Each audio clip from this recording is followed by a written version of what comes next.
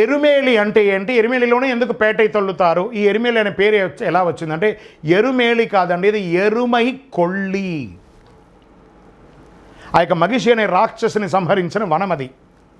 స్వామివారు ఆ యొక్క వేటకు వెళ్తూ ఉండగా ఆ యొక్క సైన్యాలంతా కూడాను కాట్టాల వేషధారియే, శరణమయ్యప్ప అని శరణఘోషలో ఉంది.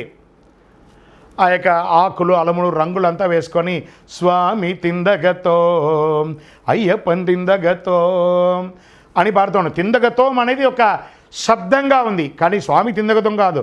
స్వామి నిండే అగత్తువోం, అయ్యప్పన్ నిండే అగత్తువం అంటే నాలో ఉన్న నన్ను నువ్వు తీసేయి, నీలో ఉన్న నిన్ను నేను తీసేస్తాను అనే అర్థం దానికి. ఎరుమై కొళ్ళి అని అంటారు, ఎరుమేలి అంటే. ఆ యొక్క స్వామివారి యొక్క అంగరక్షకుడు అయినటువంటి బాబరన్ అని ఒక భూతాధిపతి అతను, ఆ భూతాధిపతిగా ఉన్నటువంటి అతని యొక్క స్థలం అన్నమాట అది. ఆ స్థలంలో అతను సైన్యాధ్యక్షుడిగా ఉండి ఈ యొక్క అందరినీ వేషాలు వేసుకుంటూ స్వామివారితో పాటు వెళ్ళడం ఉంటుంది. అదే వనయాత్ర. శరణమయ్యప్ప.